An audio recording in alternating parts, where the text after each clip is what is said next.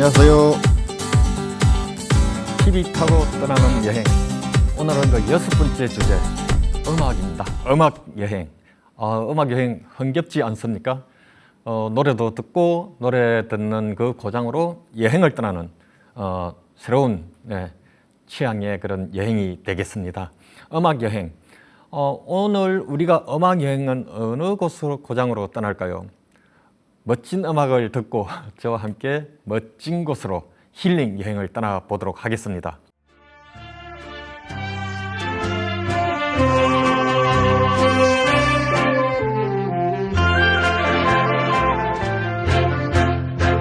천동산 박달새를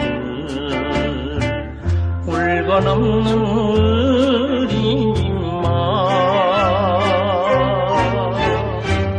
너방나 저고리가 그 준비에 젖는구려 왕거인이 집을 짓네 고개마다 그대마다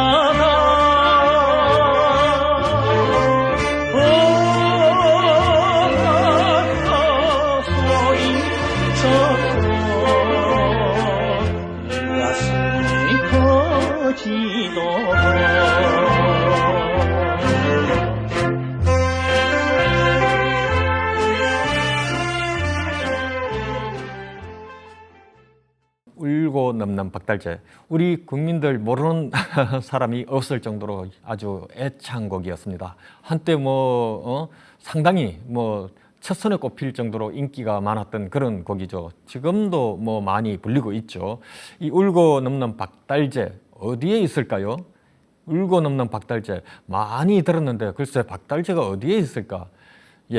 그런데 아무도 알려주는 사람이 없었습니다. 오늘날처럼 인터넷으로 검색할 수도 없었던 시절 아닙니까? 그러다 보니 너무나 노래가 좋다 보니 자꾸 호기심을 갖고 궁금증이 상당히 커졌는데 그것을 해결할 수 없었죠. 나중에 한참 오랜 시간이 지난 후에 그렇게 이제 알게 됐습니다. 그곳을 알게 되면은 또 그곳을 사랑하게 됩니다. 그곳을 사랑하게 되면은 그곳을 또 가보게 됩니다. 제가 여행을 자꾸 이렇게 빠져들게 된 것이 바로 그러한 어떤 연결고리가 있었던 것 같습니다. 때로는 음악이 있고 때로는 어떤 인물, 역사, 문화, 여러 가지가 있지 않겠습니까? 여러 가지 그 소재거리가 있는데 그것을 좋아하다 보니까 그곳을 가보게 됩니다. 그래서 저의 여행은 계속 진행 중입니다. 이 울고 넘는 박달재는요 1948년에 나왔습니다. 그러니까 상당히 오래됐죠. 오늘날 우리가 이 대중가요 역사로 보더라도 우리 현대가요 사회에서 보더라도 상당히 오래됐습니다.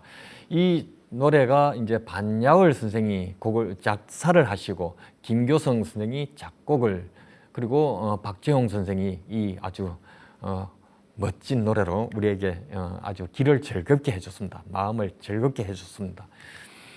그 노래에서도 상당히 향토색이 강한 우리 대중가요 과거에 나온 이 대중가요를 보면 상당히 어느 고장에 대한 이야기, 그 다음에 사람의 마음을 주고받는 사랑과 이별 이런 것들이지 않습니까? 이러한 것들이 그 노래 내용에 흠뻑 담겨 있습니다. 그러다 보니 고향을 떠나온 사람들, 또 고향을 떠나갈 사람들, 여러 가지 먹고 살기 위해서 많이 이동을 했지 않습니까? 이러한 사람들에게는 그러한 노래가 항상 들을 때마다 고향 생각이 날 수밖에 없었습니다. 그래서 우리가 또 그러한 노래, 이것이 나의 고향에 관한 노래는 아닐지라도 마음속에 모든 사람들의 향수를 이렇게 자극하는 그런 것이 바로 이 음악이 아니었나 그런 생각을 합니다. 그래서 전국 어느 고장에 관한 이야기를 노래에 담았다 하더라도 다 그것이 곧 나의 고장입니다. 그래서 우리가 그러한 여행을 오늘 이렇게 떠나보는데요. 이 노래에서 우리가 보시다시피 울었고 소리쳤고 왜 울고 소리치겠습니까? 부엉이 우는 산골 나를 두고 가는 니마 하고 우리가 참 또 떠나보내는 사람은 가다가 배고프니까 도토리묵이라도 싸서 이 허리춤에 달아주는 이러한 노래를 담고 있지 않습니까? 근데 울면서 헤어지죠. 왜 울면서 헤어져야 됩니까? 반갑게 웃으면서 헤어질 수는 없을까요? 왜 울고 넘는 노래 자체가 벌써 울고 넘는 박달재 아닙니까? 웃고 넘는 박달재면 더 좋을 텐데 울고 넘는 박달재입니다. 박달재는 고갯마루를 이야기하는데 이 고개가 너무 높아서 힘들어서 울었을까요? 먹고 살기 위해서 떠나가야 하니 누군가는 떠나가고 누군가는 그 떠나가는 사람을 보내야 하는, 그러니 자연스럽게 이별, 어쩔 수 없는 먹고 살기 위해서 잠시 이별하는 그 장면이 바로 담겨 있는 것이 울고 넘는 박달재입니다. 뭐 사랑하는 사람을 곁에 항상 같이 있어야 되는데 잠시 이별한다니 얼마나 슬픕니까? 눈물이 날 수밖에 없죠. 그래서 바로 그 장면이 이 노래에 담겨 있습니다. 결국은 이별해야 하기 때문에 울고 넘는 박달재입니다. 왜 이별을 했을까요? 이 박달재에는 옛날 전해 오는 전설이 있습니다. 조선 시대에 과거 선비들이 과거 보러 가지 않습니까? 가기 전에는 가면서 몇 날 몇 밤을 자고 또 가고 이렇게 해야 한양에 도착을 하지 않습니까? 그 갈 때 높은 산이 있을 때는 그날 그 산 기슭에서 하룻밤, 그러니까 주막에서 하룻밤 자고 그 다음날 출발합니다. 산속에서 밤을 맞이할 수는 없지 않습니까? 그래서 항상 산 밑에는 주막이 있었습니다. 그래서 이 주막에 박달이라는 그 선비가 주막에서 하룻밤 자고 다음날 이제 출발을 하려고 하는데, 그날 자는 날 그 주막집 딸하고 눈이 맞았던 겁니다. 그래서 달밤에 둘이 언약을 했죠. 내가 꼭 과거 급체해서 와서 우리 결혼을 해서 같이 이렇게 아름다운 인생을 출발을 시작하자 해서 결혼하기로 했는데, 손꼽아 기다리고 이 금복낭자하고 손꼽아 기다리고 있는데 이 박달 청년이 시험에 낙방을 합니다. 그래서 제때 오지를 못합니다.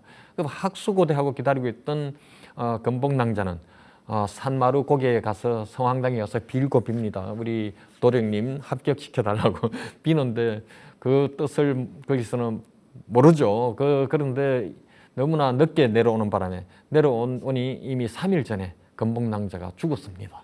이 상사병에 도져서 죽습니다. 그 이야기를 듣고 허겁지겁 그 성황당에 달려 올라가니 갑자기 금복낭자가 앞에 눈에 보입니다. 너무나 반가워서 달려가서 끌어안으니 그것이 바로 절벽이었습니다.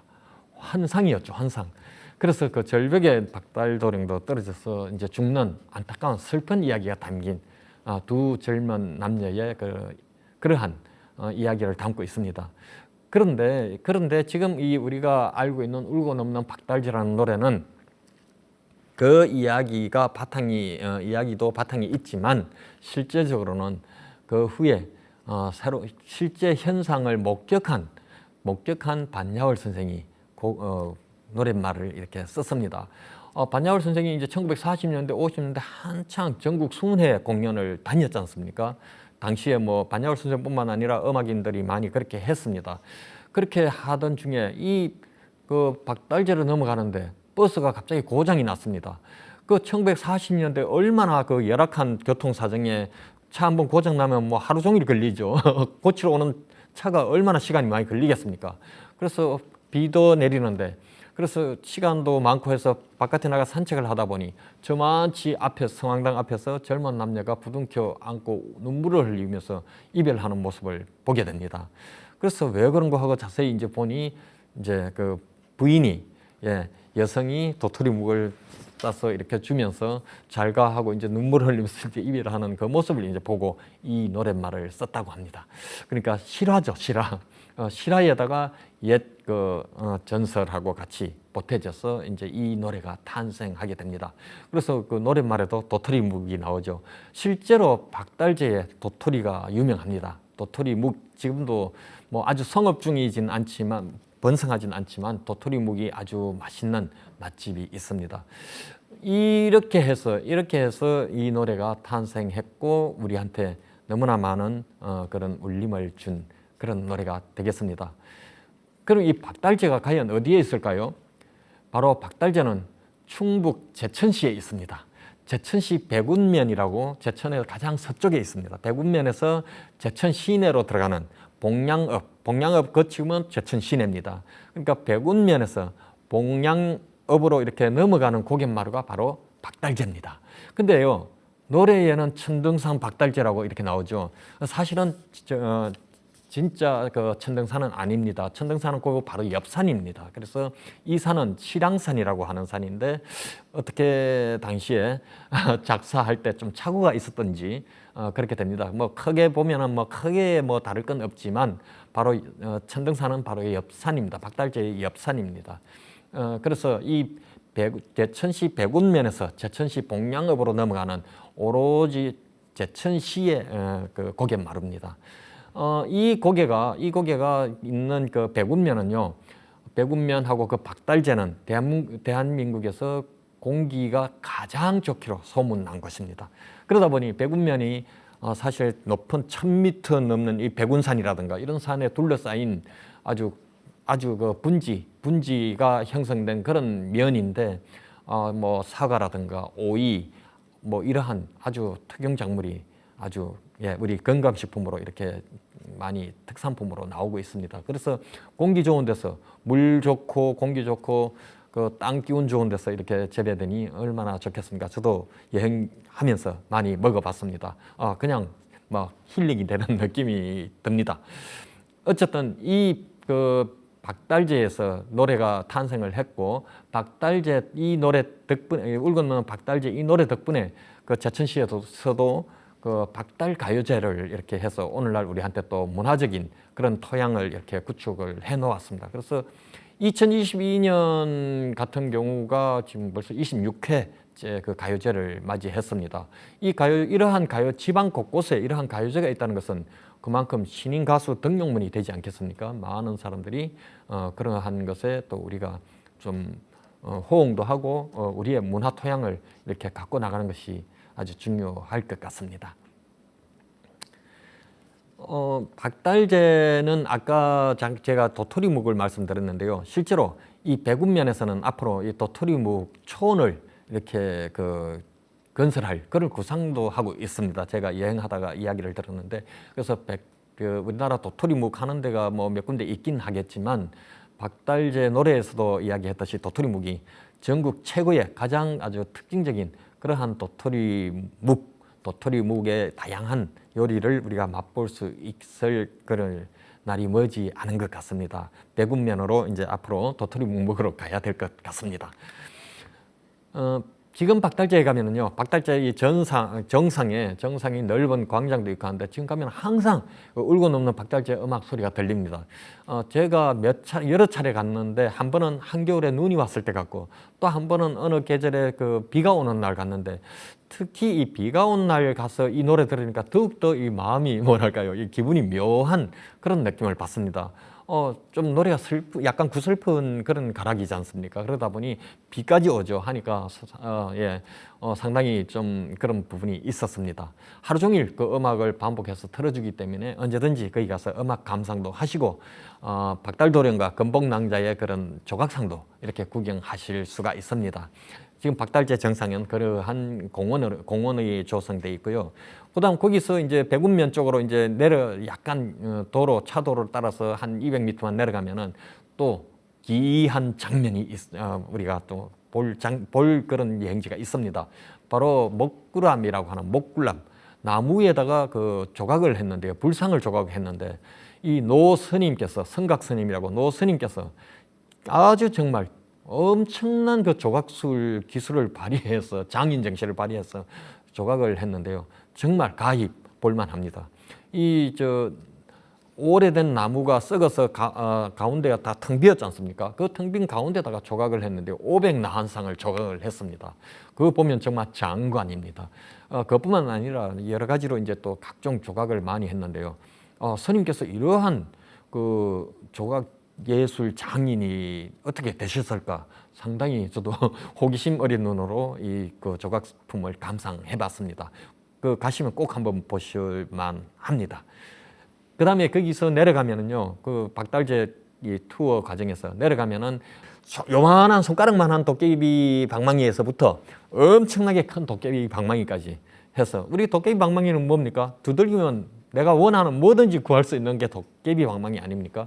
그래서 복을 드린다 해서 복드림 해서 하는데 아주 여기 역시 아주 멋진 장인 정신을 이렇게 갖고 계신 그 곳입니다. 그래서 이 박달재에 가면은 이상하게 이러한 조각 예술도 많이 제가 그 여행지에서 이렇게 보고 하는데 제천이란 곳은요 아까도 그 말씀드렸습니다만은 이 박달재를 중심으로 해서 공기가 청정 공기가 너무나 맑기 때문에 아주 저절로 힐링의 고장입니다. 그래서 저는 제천 여행을 수없이 갔지만 갈 때마다 항상 제가 핵심 가치가 뭐냐면 자연 치유, 힐링 이 두 가지를 제가 제천에 가서 만끽하고 오는 겁니다. 그래서 오늘 저와 함께 이 아름다운 노래에 따라서 떠나는 제천 여행에서도 힐링을 주제로 떠날 겁니다. 그래서 제천에 가서는 가지가지 힐링을 하면서 체험도 하고 하룻밤 멋진 그 공기 좋은 데서 숲속에서 하룻밤 우리가 숙박도 하고 또 아주 거기에서 나오는 맛있는 건강에 좋은 그러한 요리로 또 우리가 먹고 건강 힐링을 또 이렇게 찾는 힐링 자연 치유 힐링의 고장 제천에서는 우리가 또 이 청정 그 공기를 마음껏 즐길 수 있는 그런 명소를 저와 함께 또 이렇게 한번 가보겠습니다. 바로 박달재 옆에 그 계곡에는 그 박달재 자연휴양림이 있습니다. 그 자연휴양림에서도 우리가 휴식을 취할 수 있고 자연휴양림 바로 옆에는 또 리조트지만 워낙 좋은 곳에 위치를 해서 우리가 뭐 여행의 그 어떤 힐링 휴식의 최고의 그런 가치를 누릴 수 있는 곳입니다. 숲속에 건설했지만 자연을 거의 그대로 보존하면서 그러한 원칙에 입각해서 이제 건설을 했기 때문에 파괴가 거의 없었죠. 그래도 풀 한 폭이라도 다쳤다고 생각을 해서 지금 그것조차도 복구하고 있는 그런 곳입니다. 그래서 상당히 그래서 지금 현재 수달 고라니까지 다시 돌아왔다고 합니다. 뭐 제천은 어차피 오늘 우리가 자연 치유, 힐링, 도심에서 너무나 찌든 코로나 때문에도 힘들었던 이런 것을 말끔히 씻어낼 수 있는 그런 여행지라고 저는 확신을 합니다. 그다음 제천에서 또 우리가 여행을 하다 보면은 바로 그 제천이 산야초 약초의 고장입니다. 약초의 고장. 왜 제천이 약초의 고장이냐면요. 제천부터 이제 박달재를 넘어서 나오면은 사실은 큰 산악지대는 그리 많지 않습니다. 근데 그 박달재부터 제천으로 들어가는 순간부터는 상당히 산악지대입니다. 그게 왜냐면은 제천 바로 다음이 강원도 영월이거든요. 그 강원도 이 산악 지역이 제천하고 같이 이제 연계돼 붙어서 그렇게 이제 이어지기 때문에 제천이 이 온갖 주변에서 충청도 그 북부지방, 그다음에 강원도 이 서남부 지방의 모든 그 약초들이 제천시장에서 집결하고 했던 것이기 때문에 제천이 약초, 한약재 이러한 것이 번창했던 그런 고장입니다. 제천시장을 중심으로 옛날부터. 그래서 오늘날에도 제천에는 각종 약초와 관련된 그런 산업이 상당히 이렇게 크게 일어나고 있습니다. 그 중에서 이제 그 산야초 마을이라고 있거든요. 산야초 마을이라고 있는데 이곳에서 또 청정과 힐링, 체험을 할 수 있습니다. 중요한 것은 체험을 해서 내가 먹을거리, 내가 뭐 또 어떤 가지고 지닐 것 이런 것을 실제로 체험을 하면서 이렇게 힐링을 할 수 있는 그런 곳이 바로 제천 산야초 마을입니다. 누군가는 또 미리 일찍 이러한 것이 앞으로 우리 국민들한테 필요할 것이다 해서 미리 내다보고 거기서 뭐 천연 염색을 체험을 한다든가 그 약초 그런 각종 고추장 유기농 고추장 걸 직접 만들어서 우리가 여행자가 가르쳐 줍니다. 보통 체험하는데 1시간 정도씩 이렇게 체험을 하는데 그러한 체험을 통해서 먹을거리도 내가 만들어 오고 손수 만들어 오고 그다음에 염색도 하고 각종 그다음에 이 뭐 우리 아토피 같은 거 이런 것도 치료할 수 있는 이 한약재도 이렇게 약재도 화장품도 이런 것을 다양하게 이렇게 하는데 그런 체험을 할 수 있는 여행지가 바로 제천 산야초 마을. 제천 가면 제천의 의림지라는 큰 연못 저수지가 있습니다. 그 저수지 그 근처에 토화공방이라고 있는데요, 산비탈에 여기 제천 여기는 상당히 좀 특이한 것이 뭐냐면은 그다음 어르신들은 치매 예방, 그다음에 저 젊은 여성들에게는 태교 공예, 태교를 위한 공예를 합니다. 태교를 위한 공예도 있어요? 하니까 예, 그 전문가입니다. 또 초등학생들 인성 교육을 위한 공예. 실제로 그렇게 해서 연간 초등학생들이 그 아예 교육을 받으러 옵니다. 그 계약이 체결돼서 그 정도로 이 손놀림과 그다음에 이 뇌를 쓰는 그러한 동작을 실질적으로 그런 것을 자극시켜 주는데요. 우리나라 공예를 통해서 그 태교 그다음에 치매 예방, 그다음에 그 인성 교육에게 모든 것을 이렇게 해서 다스릴 수 있는 최고의 공예가 임을 알았습니다. 다음은 이제 의림지인데요. 바로 그 토화공방 그 근처에 의림지인데 의림지는 제천의 심벌입니다. 심벌, 상징. 제천이라는 도시가요. 제천, 제방제자에다가 내천자 쓰지 않습니까? 제천이. 바로 이 의림지 때문에 탄생한 지명입니다. 도시 이름입니다. 이 의림지에 제방뚝이 있지 않습니까? 예, 제방뚝. 그다음에 그 내천을 막았으니까 천이죠. 그래서 제방뚝과 내천, 제천입니다. 그래서 이 제천의 상징은 바로 의림지 때문에 탄생한 지명. 얼마나 또 영광스럽습니까? 과거에 제가 여행하면서 그 제천 분들 만나서 이야기 들었는데 과거에 제천에서 소풍하면 무조건 의림지 같다고 합니다. 당연히 그랬을 것 같습니다.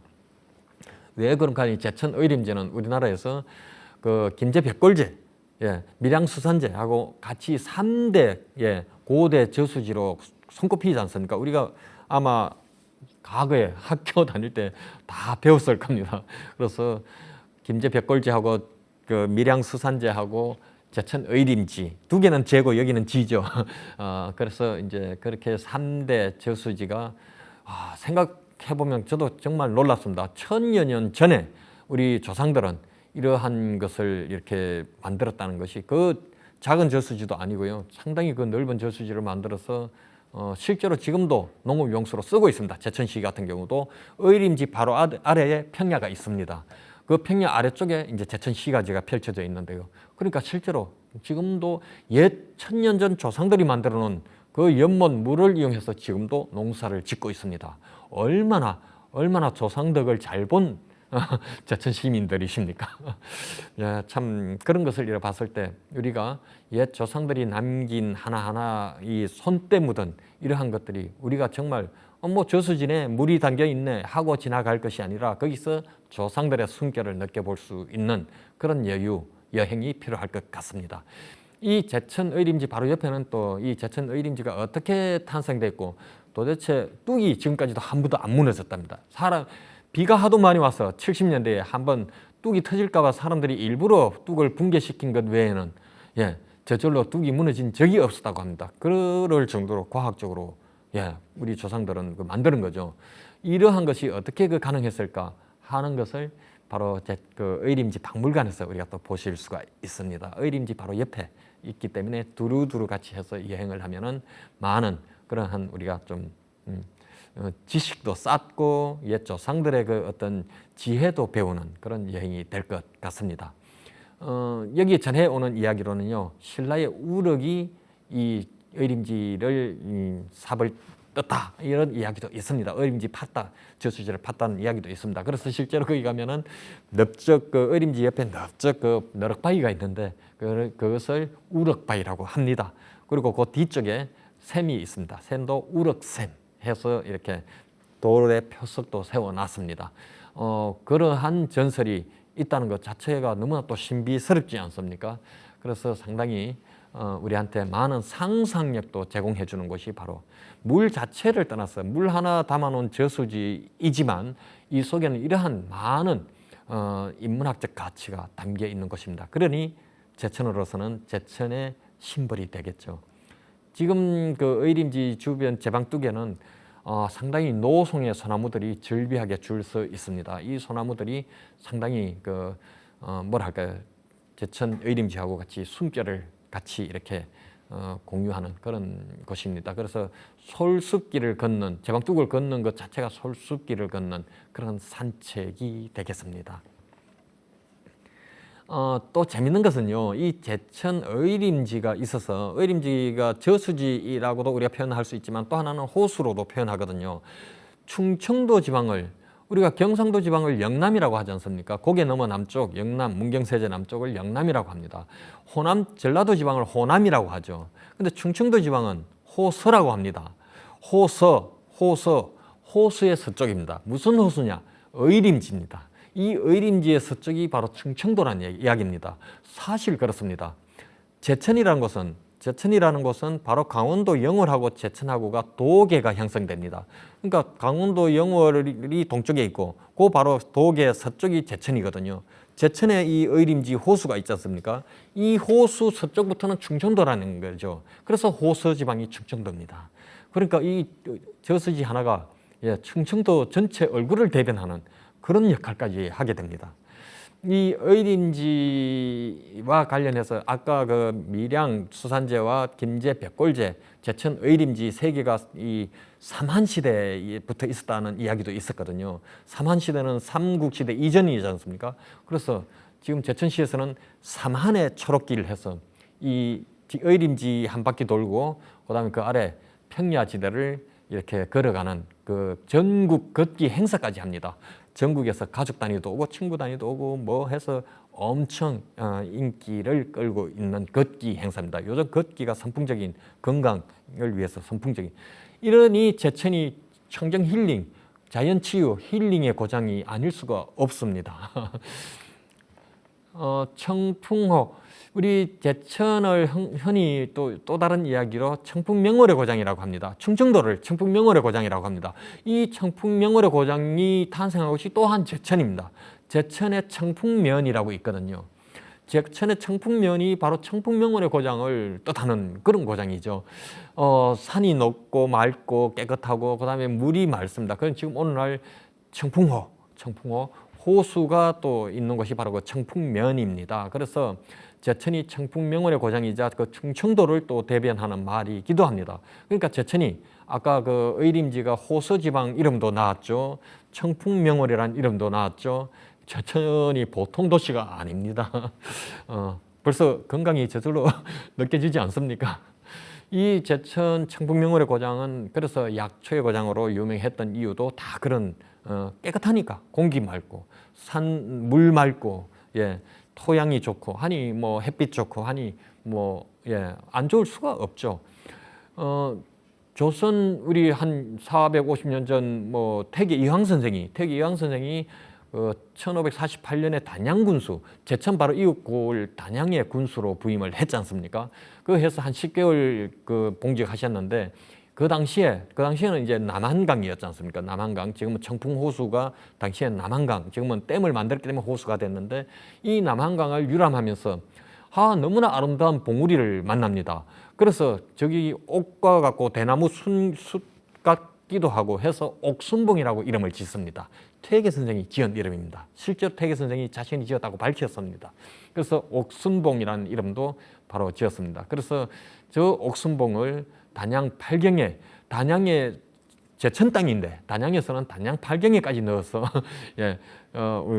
이 홍보를 해주니 단양 제천은 가만 앉아서 홍보까지 다 이렇게 이웃골이 해주는 그런 상황이 됐습니다. 이 옥순봉은 바로 그 최근에 또 2021년에 출렁다리도 만들었습니다. 너무너무 또 인기가 많습니다. 저 다리 만들고 나서 또 알려지고 나니까 전국에서 많은 사람들이 와서 스릴이 있거든요. 상당히 출렁출렁합니다. 그래서 많은 사람들이 그 스릴을 느끼러 옥순봉에 옵니다. 옥순봉 출렁다리 한번 건너볼 용기가 나지 않습니까?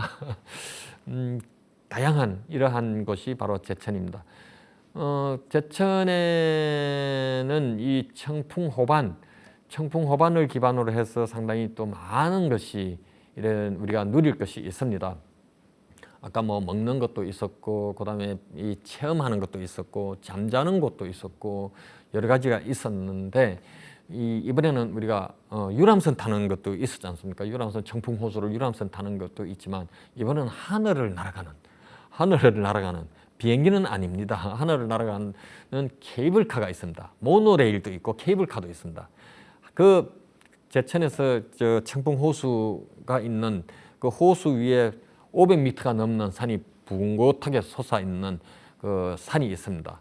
이 비봉산 비봉산이 봉황이 날아가는 모습을 했다 해서 비봉산인데 이 비봉산 정상에까지 올라가는 케이블카 그리고 모노레일 타고 정상에 올라가면요 정말 주변을 보면 이 호수가 바다 같습니다. 바다 같고 산들이 이렇게 들쭉날쭉 리아스식 해안 같은 그리고 다도해가 펼쳐진 그러한 남해안 바다와 같은 느낌이 듭니다.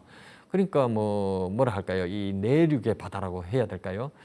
그런 느낌이 호수 하나가 그 산 위에 올라갔을 때 펼쳐지는 광경이 호수 하나가 그러한 다양한 모습으로 그렇게 또 우리한테 즐거움을 줍니다. 여행에서 보는 즐거움, 그 보고 또 느끼는 즐거움, 느끼고 나서 어떤 자기 또 이 사유하는 사색하고 생각하는 이러한 즐거움, 이러한 것을 동시에 이렇게 주는 것이 바로 이 제천의 또 이 케이블카 그렇게 이렇게 연결이 됩니다. 저도 저 케이블카 타고 정상에 올라가 봤는데 2번 해본 적이 있습니다. 올라갔는데 시원한 바람과 함께 사방을 이렇게 둘러보면 정말 경치가 아주 수려한 이 고장이야말로 정말 청풍명월의 고장이다 하는 것을 뭐 온몸으로 몸소 느낄 수 있었던 그런 여행지였습니다. 이 청풍 모노레일하고 그다음에 그 케이블카 타는 곳 바로 뒷 능선이 또 청풍문화재 단지라고 있습니다. 이 청풍문화재 단지는 청풍호를 만들면서 밑에 수몰되는 마을이 수몰되지 않습니까? 수몰됐을 때 이 너무나 아까운 것들 우리 조상들의 어떤 흔적이 남아있는 아까운 것들을 다 수몰시킬 수는 없지 않습니까? 어떻게 해요? 이 높은 지역으로 옮겨옵니다. 여기에 실제로 문화재도 있습니다. 보물. 그래서 이렇게 옮겨와서 모아둔 것이 바로 청풍문화재 단지입니다. 그래서 우리 옛 조상들, 특히 충청도 북부 지방에 살던 사람들의 삶의 어떤 모습, 생활상, 그다음에 가옥들, 기와집이며 초가집이며 이 가옥들의 구조, 이러한 것을 우리가 또 느껴볼 수 있는 우리보다 좀 앞세대에서 살았던 그러한 가옥 구조라든가 생활상 여러 가지 이러한 것을 우리가 볼 수 있는 그런 여행지가 바로 이저 청풍문화재 단지입니다. 우리가 그 뭐 외국을 여행해도 그곳에 어떤 그 옛날 조상 옛부터 살아온 사람들이 남긴 문화재라든가 이게 호기심이 많지 않습니까? 우리 국내 여행에서도 그렇습니다. 똑같이 그러한 시각으로 가서 호기심과 그다음 궁금증 이런 것을 갖고 들여다보고 관찰하고 또 세심하게 이렇게 보다 보면은 우리 문화에 대한 이해도가 상당히 높아지고 안목도 높아지는 것 같습니다. 저도 뭐 여행을 하다 보니 오랫동안 그렇게 하고 궁금증이 자꾸 생기고 하다 보니 그것을 이렇게 보게 되고 해서 이 나름대로 그러한 어떤 조금이나마 식견을 이렇게 쌓아갈 수 있었던 것 같습니다. 제천에 또 하나 우리가 또 여행하면서 또 실제로 많은 사람들이 또 찾아오는 것이 걷기 길인데요. 걷기 길이 다양하게 뭐 있습니다. 그 중에 대표적인 것이 바로 자드락길이라고 있습니다. 자드락길. 자드락? 예, 좀 특이한 용어죠. 자드락은 그 산기슭에 나 있는 그 좁은 길입니다. 쉽게 말하자면 산기슭에 나 있는 좁은 길, 뭐 오솔길 같이 이렇게 나 있는 좁은 길인데 이 길을 걷는 거죠. 이 길을 걷는데 그 길을 7개의 코스를 이렇게 만들었거든요. 만드는데 이게 흔히 말하자면 걷기 좋아하는 전국에 걷기 좋아하는 사람들로부터 대박 났습니다. 대박. 많은 사람들이 몰려와서 이게 걸었는데요. 뭐 1코스는 뭐 이렇게 해서 이제 7코스까지 있는데 특히 1코스 같은 경우는 작은 동산길이라는 이름을 달고 있습니다. 그래서 이 전체 7코스까지가 전체 뭐 50km가 넘는 구간이거든요. 근데 각 코스별로 한 58km 이렇게 됩니다. 근데 각 코스별로 7개 코스 나눴는데 그 7개 코스로 나눴으니까 좀 짧죠. 요런 거 한 코스씩 이제 이렇게 해서 걷는 거죠. 그 중에 이제 가장 특히 인기 있는 것이 바로 1코스 작은 동산길. 그 다음에 3코스가 얼음골 생태길이라고 있습니다. 얼음골 생태길. 시원하겠죠, 여름에. 얼음골 생태길. 사실 이 길들이 다들 녹음이 우거진 곳이기 때문에 다 시원하고 좋습니다. 가을에는 또 단풍이 아름답겠죠, 당연히. 그 다음에 6코스가 괴곡 성벽길인데요. 괴곡 성벽길 아주 특이하죠. 이 또 경치가 또 볼만합니다. 그래서 이 세 코스는 특히 또 인기가 많은 곳입니다. 그래서 전국에서 많은 이제 걷기 좋아하시는 분들이 찾아와서 걷고 또 많이 또 반복해서 재방문하고 있습니다. 제천의 이 자드락길은 제천의 그 속사를 두루두루 볼 수 있는 그런 여행지가 아닌가 그런 생각을 합니다.